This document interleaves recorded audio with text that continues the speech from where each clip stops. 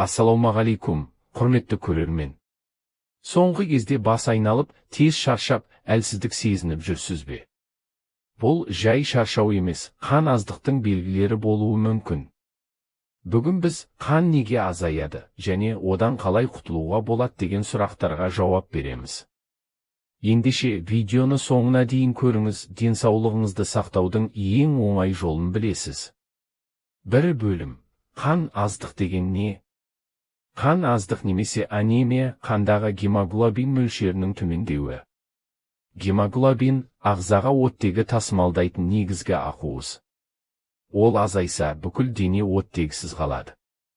Негізгі белгілері: тез шаршау, терінің бозаруы, тыныстың жиілеуі, бас айналу, шаштың түсуі, тырнақтың сынғыш болуы.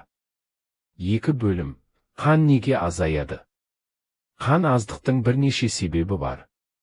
Темір жетіспеушілігі ең жиі кездесетін себеп. Ағзада темір болмаса, гемоглобин жасалмайды. Фолий қышқылы мен 12 дәруменнің жетіспеушілігі, бұл заттар да қан түзуге қатысады. Мәзірде ет пен көкөністің аз болуы. Адам фастфудқа, тәттіге әуес болып, пайдалы тағамдарды ұмытып кетеді. Әйелдерде көп қан кету, етеккір кезіндегі қанның шамадан тыс ағуы.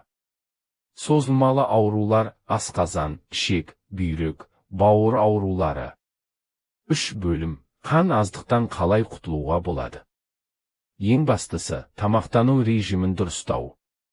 Қанды көбейтетін тағамдар: қызыл ет, сиыр, қой еті, қызылша, брокколи, шпинат, жасыл алма, көк бұршақ, жұмыртқа, апельсин, лимон темірдің сіңуін жақсартады. Кеңес: тағамға лимон қосу темірдің жақсы сіңуіне көмектеседі. Кофе мен шайды темірге бай тағамдардан кейін бірден ішпеңіз, сіңуін тежейді. Дәрі-дәрмексіз болмағанда. Темір, фолий қышқылы және 12 дәрумені бар дәрілер дәрігер тағайындауымен ішіледі. 4 бөлім.